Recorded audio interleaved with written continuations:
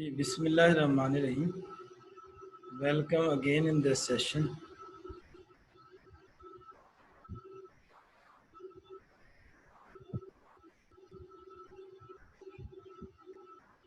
जी, ये हमने पढ़ा अभी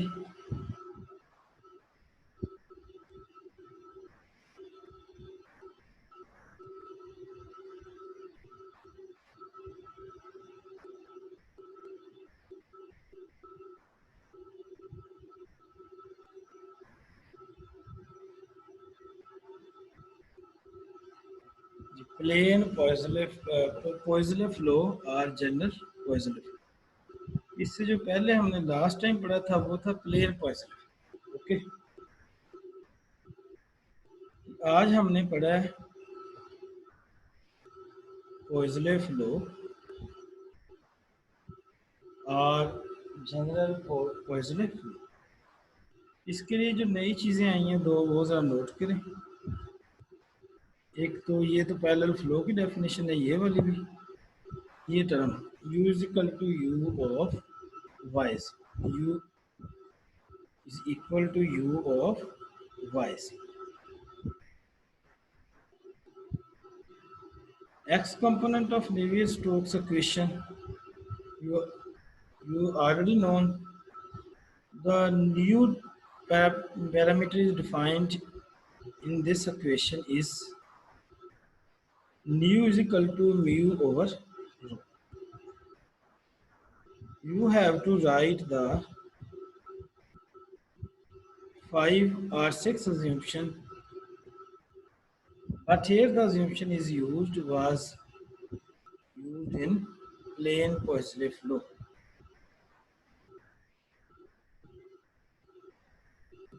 For practice, similarly for y component, p is not equal to p of y.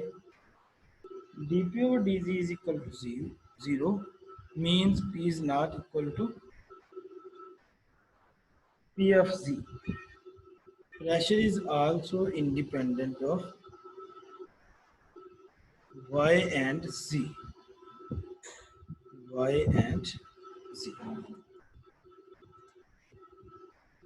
Pressure जो है वो किसका सिर्फ फंक्शन है, p is equal to p of x का. The x component becomes dp over dx is equal to partial square u partial y square plus partial square u over partial z square. We have to make some substitution with the dimensionless parameter on supposition y star is equal to this, z star is equal to this, and u is equal to this. After putting in equation 1, we get the relation of such type.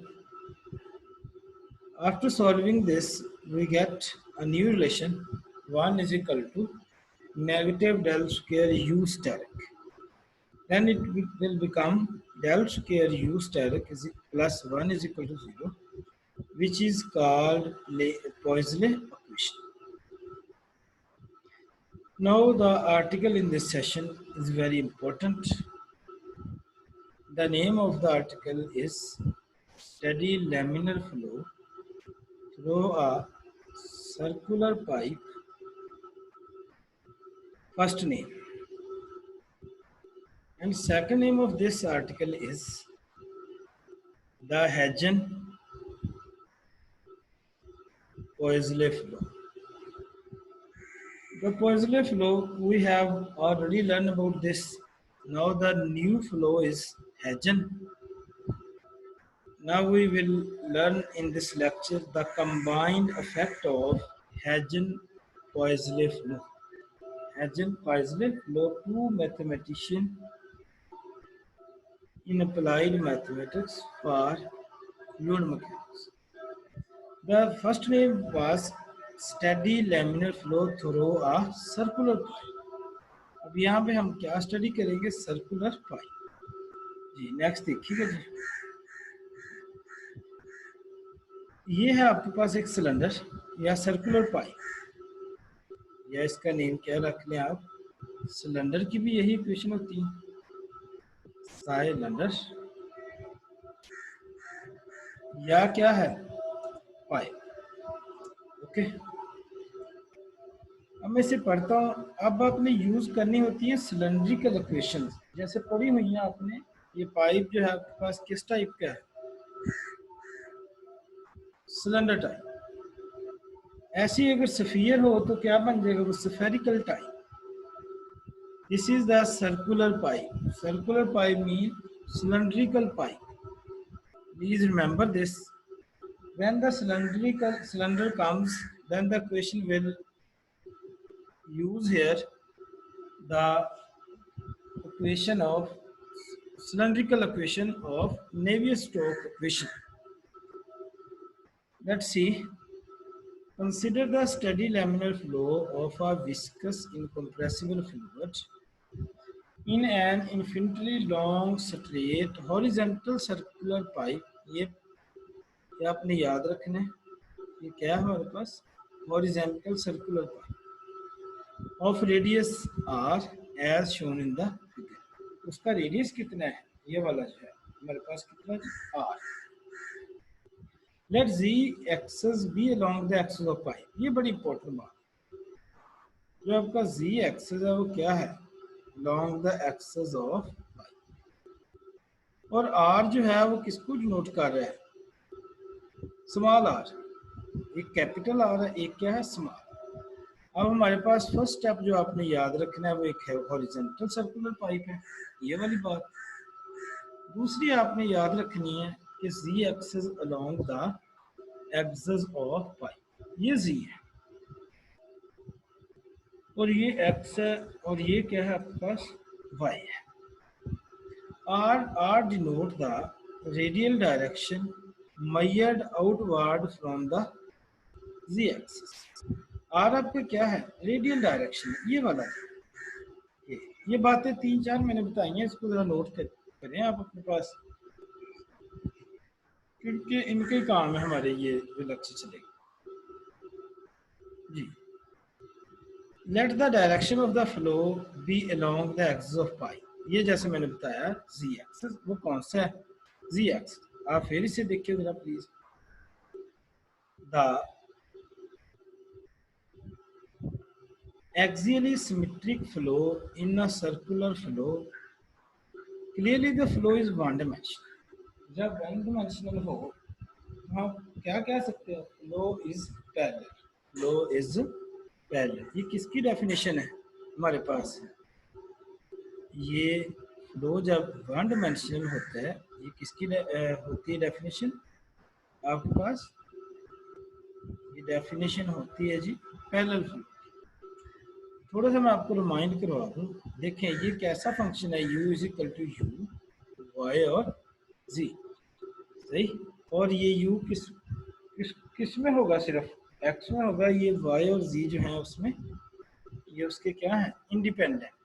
ये हम करके भी है, ये देखिए independent. Okay, इधर भी देखिए।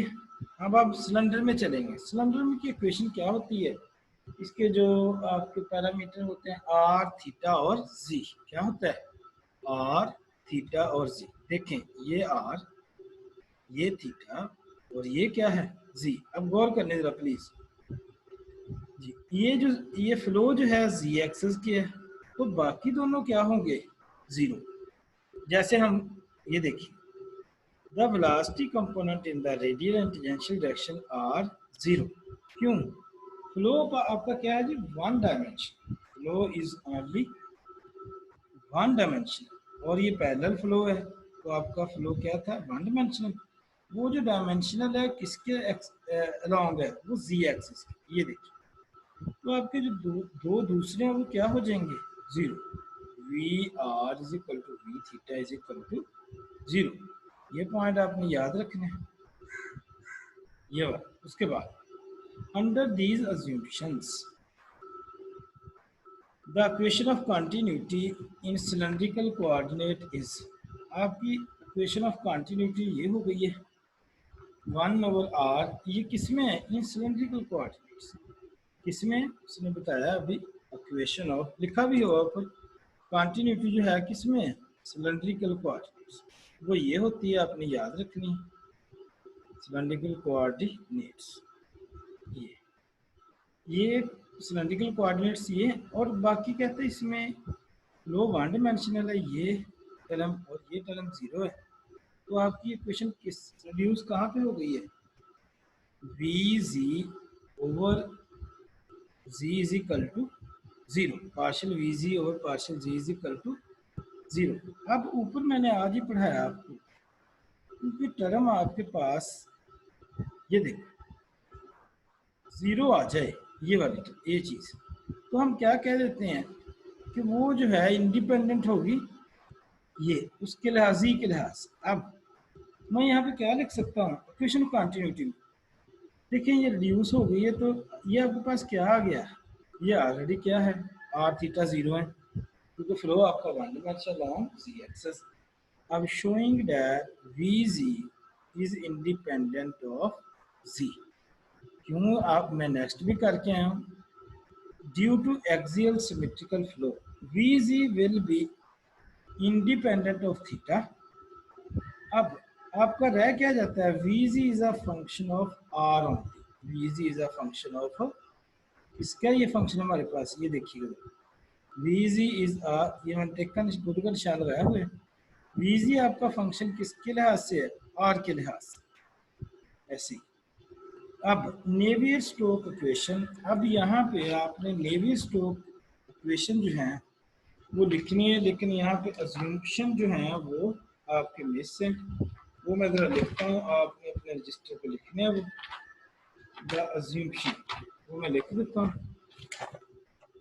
जी। यहाँ पे 7 अज्यूम्पशन है जी। फर्स्ट वो आपने खुद लिखने अपने रजिस्टर पे लिखने। फर्स्ट क्या है, ये फ्लो स्टडी है। सेकंड ये इधर मिस है, सेकंड देखिए वो है जी non zero pressure gradient, non zero pressure gradient. Third वाला कौन सा है, इनकम्प्रेसिबल, इनकम्प्रेसिबल, ये लिख लेना आपने। ये फोर्थ वाला कौन सा है जी, कौन सा, वो विस्कस है, कौन सा ये विस्कस। ये फिफ्थ वाला कौन सा है, फ्लो अलोंग, हाँ जी इसके है जी एक्सिस। ये वही बातें जो हमने सारी पढ़ी। 6 वाला कौन सा है जी, no body force, body force. 7 वाला कौन सा है, वी, ये जी सबस्क्रिप्ट में is equal to v z of r, range. R क्या है आपका, ये रेडियल, और जब फ्लो जी एक्सेस है तो आपका ये वाला क्या होंगे, ये देखिए वी आर वी थीटा, ये क्या होंगे, जीरो होंगे, ठीक है। Next v z is equal to क्या होगा, v z v r v theta is equal to zero यहाँ पे, और आपका वी जी जो है वो is not equal to zero, is not equal to zero, यहाँ पे लिख लेना आपने, या यही तीनों चीजें यहाँ पे लिख लेना है, जो पांचवा वाला है यहाँ पे ये वाला। नेक्स्ट अब आपने ये लिख के अज्यूम्पशन, फिर ये लिख देना डायरेक्ट से यहाँ पे, the Navier Stokes equation reduces after putting the assumptions। ये मोस्टली assumption वही हैं, बस ये एक दो नए आए हैं, v z equal to v r, इसलिए 7 हो गए, पहले 5 थे। एक मैंने क्या लिख दिया, फ्लो अलोंग एक्स एक्स। अब नेवियर स्टोक की इक्वेशन 3 है, किसमें, सिलेंड्रिकल कोऑर्डिनेट्स, सिलेंड्रिकल कोऑर्डिनेट्स। जी कौन किस में, पहली आर, दूसरी थीटा और तीसरी जी। देखो मेरे पास ये पहली ये, दूसरी ये, इसमें बाकी टर्म्स क्या होने जीरो, क्योंकि फ्लो जो आपका क्या है किसके, जी के अलावा, किसके, जी के अलावा। तो मेरे पास ये टर्म बच जानी है आपकी ये वाली। ये देखो v z is a function of r only, v z is a function of r. पहले हमारे पास एक आती होती है इक्वेशन, क्योंकि अब ये सिलेंड्रिकल कोऑर्डिनेट्स हैं। सिलेंड्रिकल की कितनी ये होती हैं इक्वेशन, थ्री, आर थीटा और जी। जी पहले मैंने ये आर में लिख लिया, ये थीटा में, ये किस में लिखे, जी। ले जी ये जो आपके पास पहली और दूसरी है,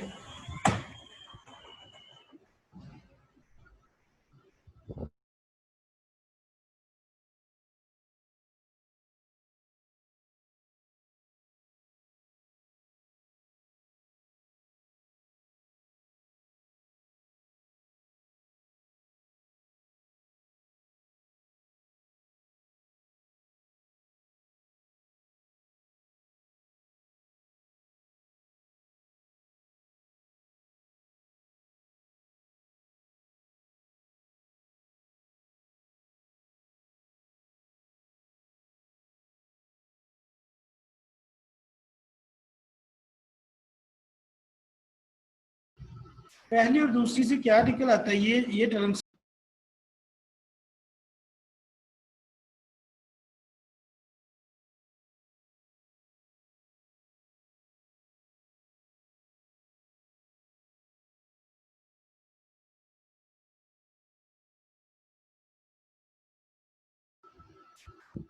are is equal to zero.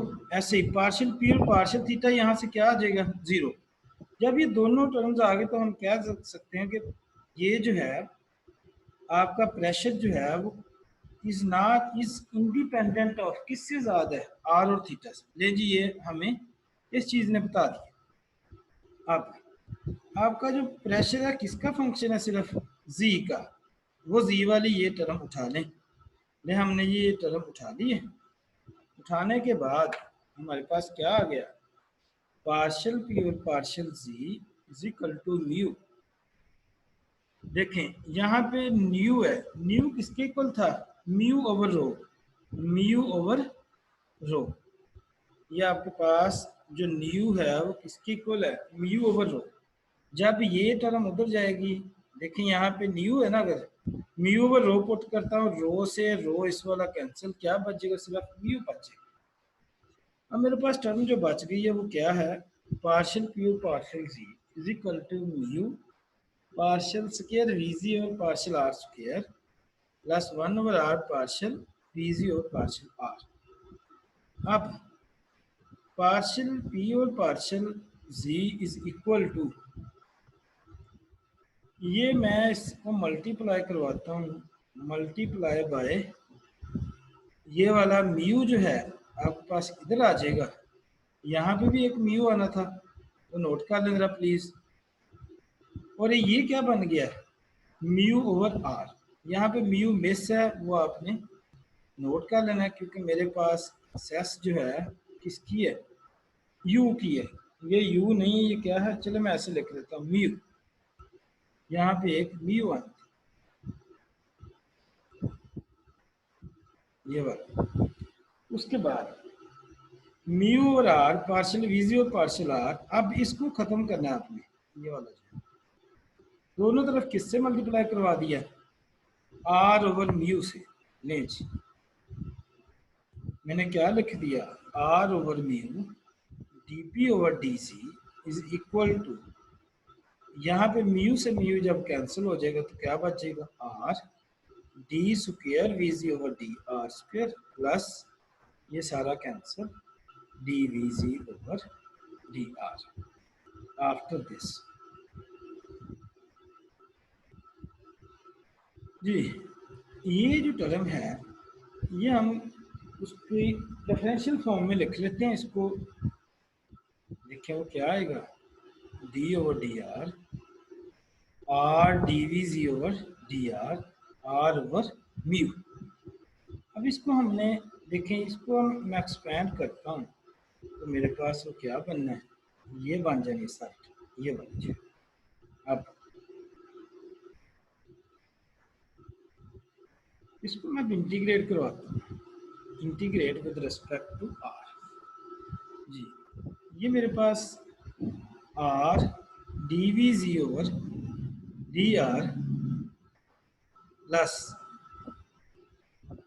Are square over two mu d P over d ji A. ये कैसे आई है इंटीग्रेशन? ये मेरे पास जो है are d we ji over d are, ये डी इधर रखा गया और डी आर मैं यहाँ पे ले गया, यहाँ पे क्या मैंने क्या क्या कर दी, डी आर। ओके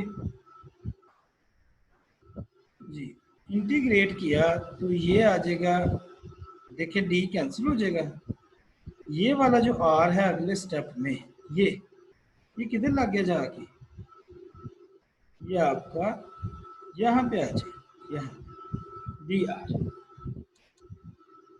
जी, अब ये देखो डी इंटीग्रेट से इनवर्स कैंसिल हो गया, क्या आ गया, are d we ji over d are ऐसे ही आ गया, और ये क्या बन गया, आर स्केयर ओवर टू, तो क्या बन गया, r square over two mu d P over d z plus ये क्या आ गया, कांस्टेंट ऑफ इंटीग्रेशन। अब d we ji over d r से आर क्या हो जाता है जी, कैंसिल, जब कैंसिल हो गया क्या बच गया, r over two mu d P over d z plus one over r a divide by r. लें जी, इनके आर से आर कैंसिल हो गया तो फिर ये लिखने की जरूरत नहीं है। ये अब again integrating v z is equal to r over two mu d P over d c plus one over r, इसको इंटीग्रेट कर लें आप तो ये क्या बनेगा, r square over four mu d P over d ji a l n r plus b. अब ये स्टेप जो है इसको यहाँ पे छोड़ दें, ये जो है अगला स्टेप वेरी इंपॉर्टेंट है, ये जो मैं अब करने लगा तो देखिए क्या है। इसके बाद क्वेश्चन 4 के बाद जो नेक्स्ट स्टेप है उसको जरा गौर से देखिएगा, where the arbitrary constant a and b. आपके पास आर्बिट्रेरी कांस्टेंट कौन कौन से, a and b are to be determined from boundary condition. किससे मालूम करने हैं आपने, बाउंड्री कंडीशन से। किससे मालूम करने, ए और b boundary condition. Boundary condition देखें क्या होगी, ये जरा समझने वाला स्टेप है। The first boundary condition is found from the symmetry of the flow. ये जो पहले वाला है वो किससे पाया जाता है, सिमेट्री ऑफ द फ्लो से, which requires that Vg must be finite on the axis of the pipe। वो कब होगा जो फाइनाइट होगा आपका, ये बड़ी इंपॉर्टेंट बात है। फाइनाइट उस वक्त होगा जब आपका क्या होता है, r is equal to zero, यानी कि रेडियस जो है जीरो। इट फॉलोज डैट, देखिए जी ये सारी टर्म कब जीरो होगी, और r zero l n zero कितना होता है, it follows that we must take a is equal to zero, क्योंकि आपका v जो है क्या होना चाहिए, फाइनाइट। उसके लिए on the axis of the pipe r radius क्या होता है, zero. It follows that we must take a is equal to zero, because otherwise अगर आपका vg would be infinite at is equal to zero, ये आपने क्या लेना है, vg फाइनाइट लेना है जी। 10 द इक्वेशन 4 रिड्यूसेस टू, देखें आपने इक्वेशन 4 में यहाँ पे क्या पुट कर लेना है, एक जगह जीरो पुट कर लेना, ठीक है जी। तो आपका क्या आएगा, v is equal to r square over 4 mu d P over d z plus b. The second boundary condition Vz is equal to 0, Vz 0 कब होगा? At small r is equal to capital R पे। जब आपका ये जो है ये किसके इक्वल हो जाए, ये देखिएगा ज़रा, ये कैपिटल R क्या है आपके पास, ये वाला।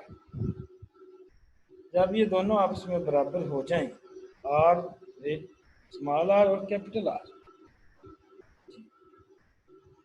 तो फिर ये आपका क्या होगा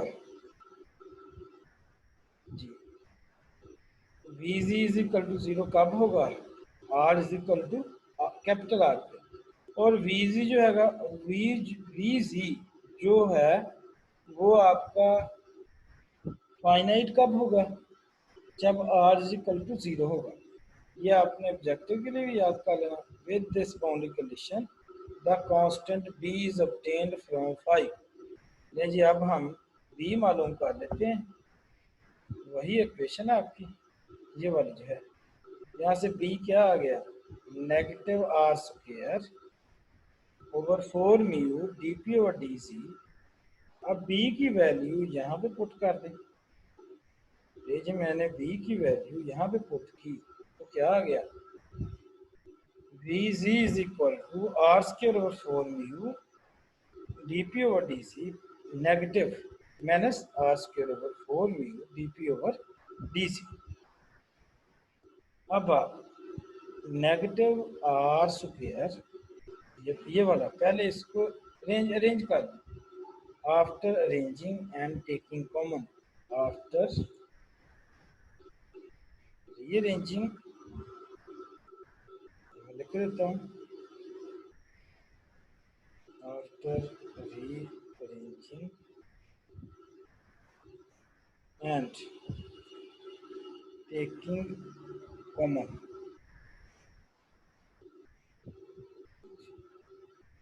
मैंने इनको अरेंज किया और इस दोनों में से मैंने क्या कॉमन ले लिया, r square over 4 mu d P over d सी।